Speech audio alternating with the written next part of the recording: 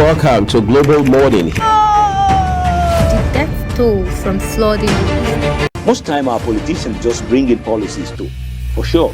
Incidentally, we have several more stories. The legislature was carefully crafted to 22.2% inflation rates as of April this year. What does that say about where we are as a country? I think Nigeria has resorted to being resilient. Before you call a police station, before they even leave, they'll take permission from. I don't think there's really anything on ground to improve. We struggled as to strike. The Minister of Education volunteered and said, give me 2 weeks. It was a lie. The president never gave me any deadline.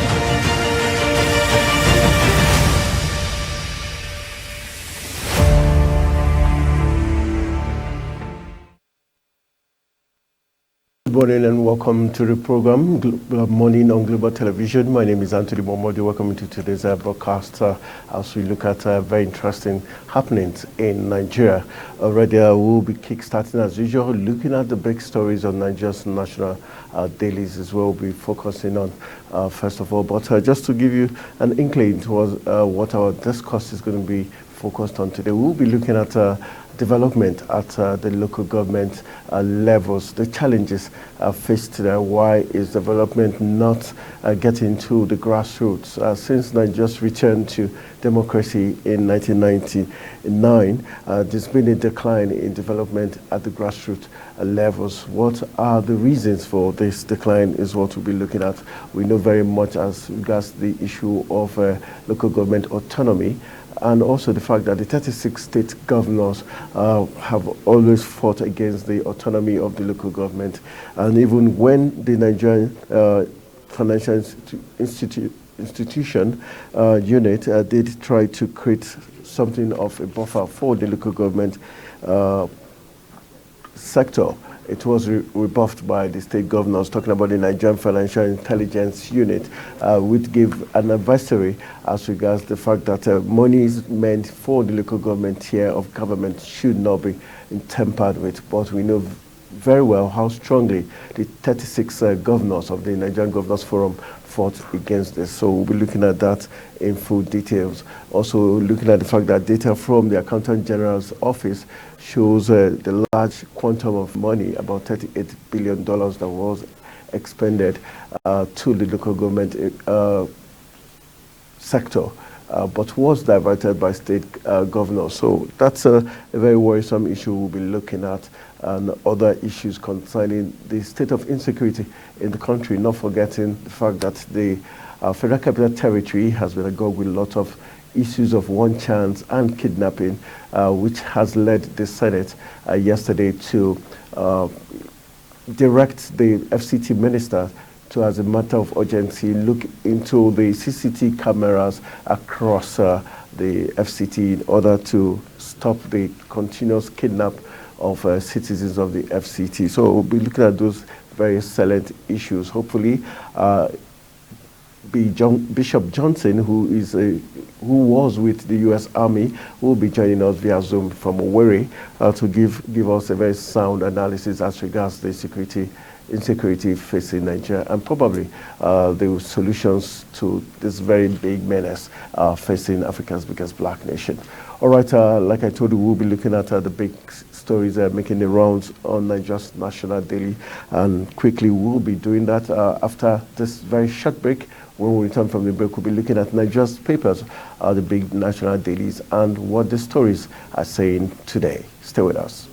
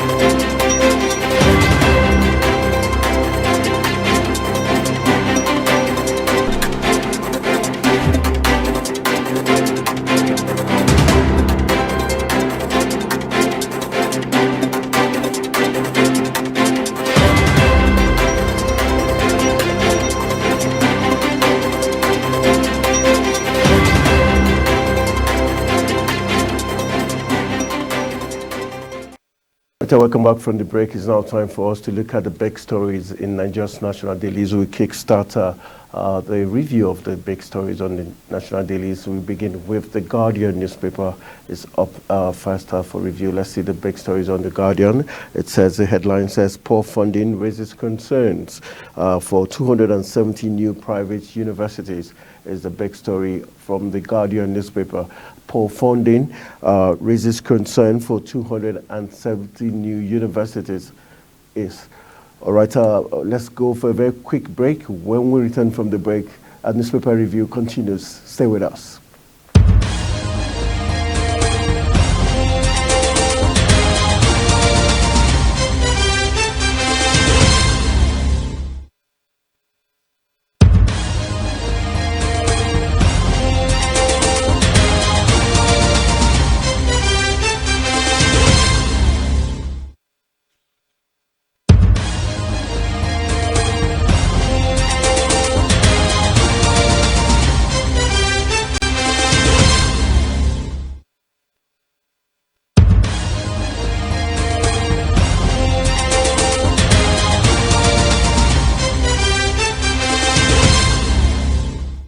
A cross-section of Nigerians has reacted to the announcement by the Minister of Mines and Steel Development, Prince Shaibu Audu, assuring of the federal government's commitment to complete the Ajaokuta steel construction project, which is said to have the potential of creating 500,000 jobs for Nigerians. Nigerians have aired their views concerning the issue of the ongoing Ajaokuta steel construction project. For a steel complex that has been comatose for decades, many Nigerians are full of expectations, and it serves as a test of government resolve. However, Edward, for instance, does not find the story particularly inspiring. We've heard so much about Ajaokuta Steel, and it's like at a point we're beginning to lose hope. But because hope is the essence of life, we believe that this government, or whatever successive government, should do something about it, because Nigeria needs it. And Nigeria is more important than anybody. So we are believing that because of humanity, we need it. We can't continue to be stagnant. We need to move forward. Roberts, on the other hand, expresses optimism and advises Nigerians to keep hope alive while constantly believing in and supporting the government. The time has come for us to actually believe in the words of Mr. President. You understand, he's a pragmatic person. He's focused, and he has direction. And he has armed himself with technocrats. And I believe so much in the words of the Honorable Minister, who is a representative of the President of the Federal Republic of Nigeria. And also, you have a permanent secretary, you understand, in that ministry that is a technocrat.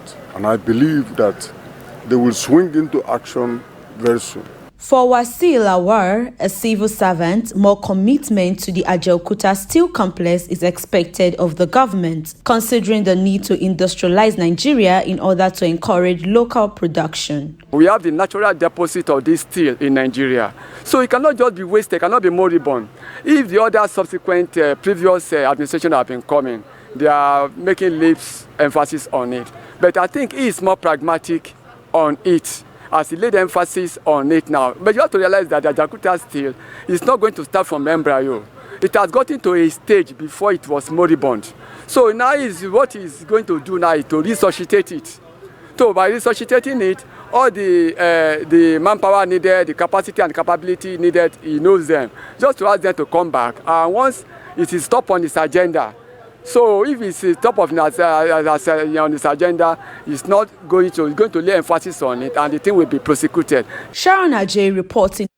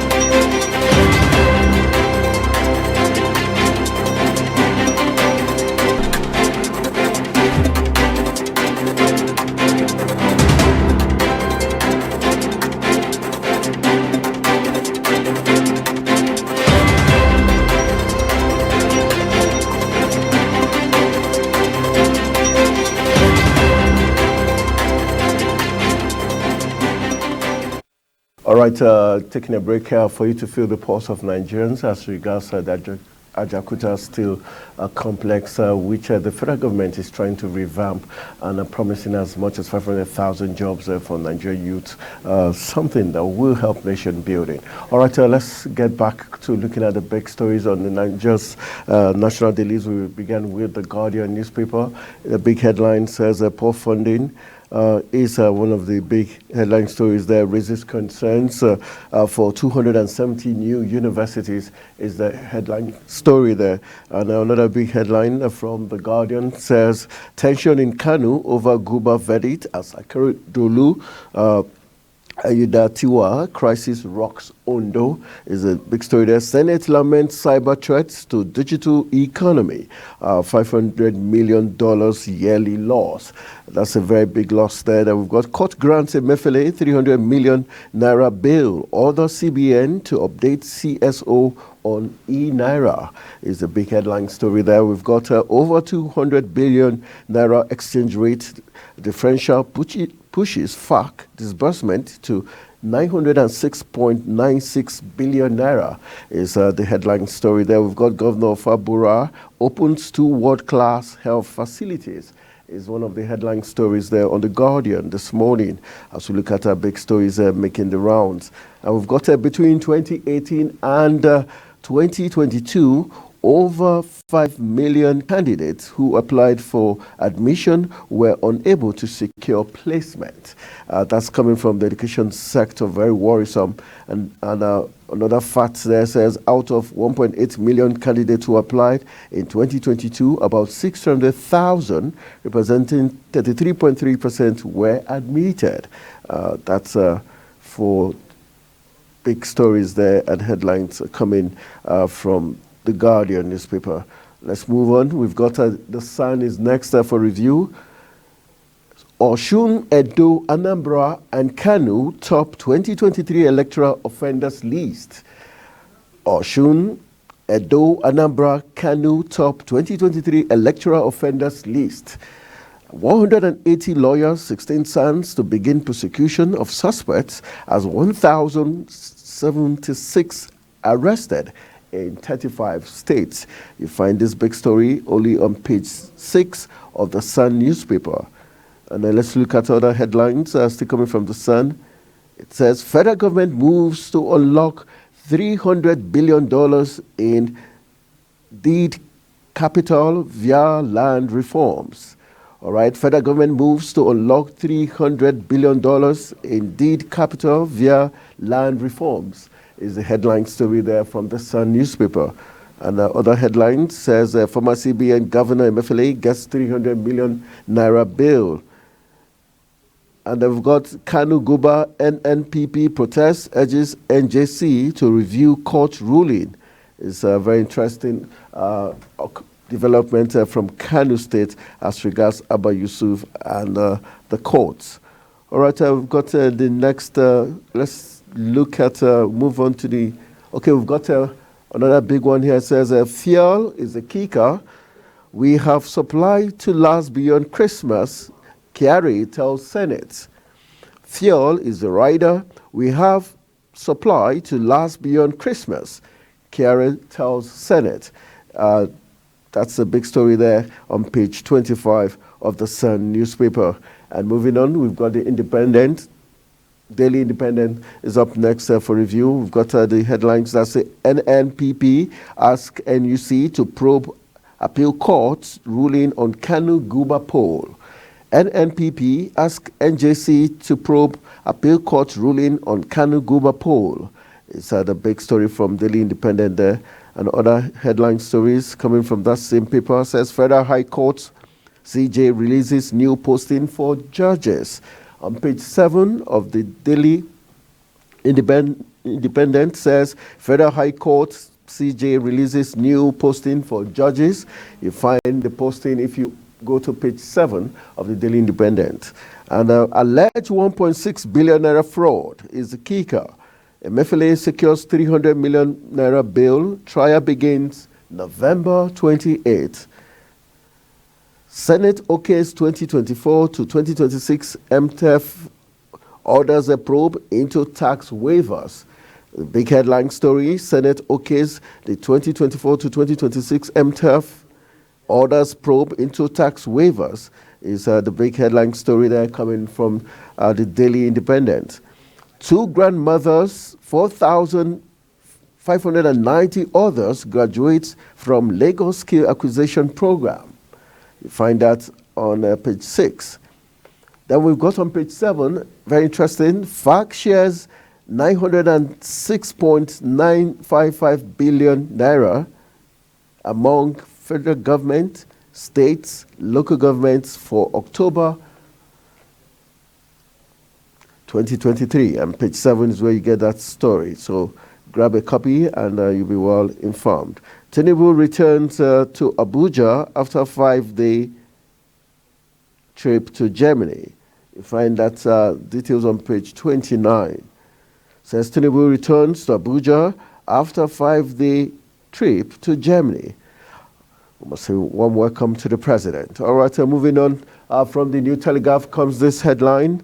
Nigeria facing worst economic crisis in history, says Abdullahi. Nigeria facing worst economic crisis in history, says Abdullahi. And page 4 and 5 is where you find that story. Underneath says there is need for NAS committees, federal government to work out ways to get economy back on track. Oil theft, greatest threat to Nigeria's economy, says Abbas. Oil theft, the greatest threat to Nigeria's economy, Abbas is speaking. And we've got a Kano governor files 10 grounds of appeal at Supreme Court. A big story, big headline there. All right, let's quickly just let's get these headlines, and we'll be joined by Isa Ali Shatter, who is our current affairs analyst from Lagos. He'll be to get his take on some of this. Ban importation of items manufactured in Nigeria. Senate to federal government. Ban importation of items manufactured in Nigeria. This is what Senate tells the federal government. And let's look at other headlines. ECOWAS MPs seek lifting ban on Niger. ECOWAS MPs seek lifting ban on Niger. All right, let's join Isa quickly and see. Good morning, Isa Ali Shatter. Nice to have you join us all the way from Lagos. Isa, can you kindly unmute so that we can hear you? Yeah, I'm unmuted. Okay, all right. Thank you for joining us within that short notice. Very grateful. All right, it's been said that Nigeria is facing the worst economic crisis in history. That's what Abdullahi says. For you as someone who is in the financial sector and haven't done mobile money issues also, do you think this is actually Nigeria's worst economic crisis in decades?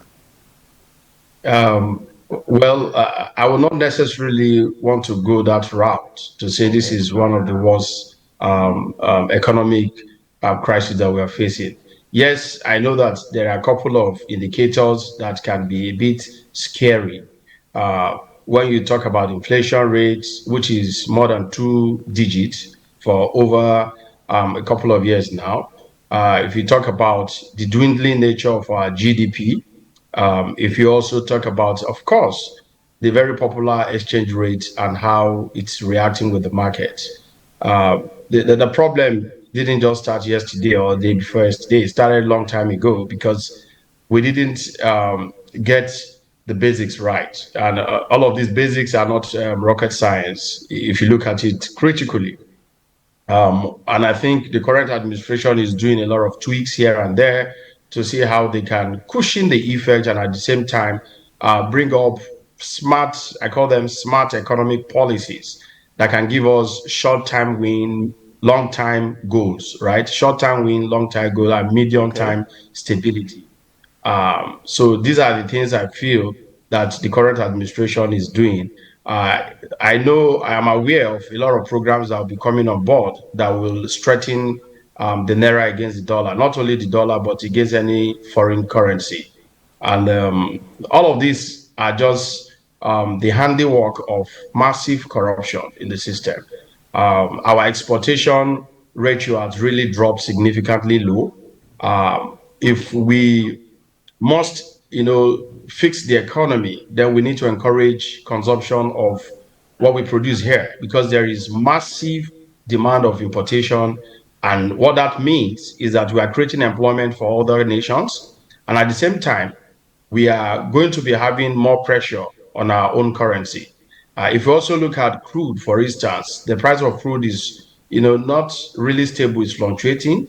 But to a reasonable extent, we've gotten some stability on the increase for the past months. And I think that is very positive. But if you see our output, to demand and against the OPEC threshold, you can see that we are not performing significantly well. So we need to, correct the oil theft in our oil sector. We need to really make sure we execute the oil reform that has been passed to the latter, end to end, so that we can begin to see the gains are positive coming, from that sector. Then also, whether we like it or not, we need to be honest with ourselves. If we don't refine in Nigeria, we are going to be having much more problem, more demand on the exchange rate, and of course, reserve is dwindling. So we really, really need to encourage, exportation and cut importation and, encourage local consumption. Those are the things that can immediately, flatten the curve and ensure that demand and supply, almost come to a balance for us. Thank you. All right, before we let you go, the Kano government has filed 10 grounds of appeal against the Supreme Court as regards the judgment, the back and forth of the judgment Abba Yusuf of Kano State. What's your take as regards what's playing out? Right before now, we've seen the sack of 3 opposition governors, and with this unclear rulings in Kano, what are your expectations? Well, for me, I am someone who strongly believes in the rules of law. And to a large extent, both of us are not experts in terms of the technicalities that are used for the legal jargons, right? So sure. They interpret all of these things differently. If you look at what played out at Supreme Court, you could see all of the technicalities that was painstakingly read out. And you can also agree that it was convincing enough. What I feel is all of this opposition that have lost, if we turn the pendulum, if we swing the pendulum and assuming it's the oppositions that won, they will say Supreme Court, or they will say the Nigerian judiciary is actually working effectively. Why? Because opposition has won. But let us look at technicalities. Let us look at facts that both parties have presented. And it is the facts that both parties have presented that, they are actually using, to pass their judgment. So for me, if Kano State had gotten a very strong case to prove, they will no doubt win in Supreme Court, because Supreme Court definitely will look at all of the rulings from the appeal court, to, of course, the tribunals that seated in the state. So they will look at all of those interpretation and judgments that was passed, and Supreme Court will, painstakingly again scrutinize all of those, then come out with a final judgment. And I think the judgment will definitely be accepted by both parties. All right, thank you very much for sharing your time and thoughts with us as regards those big headline stories. In case you're just joining us, you're watching Global Morning on Global Television, and we'll go for a very quick break. When we return, the program continues. Stay with us.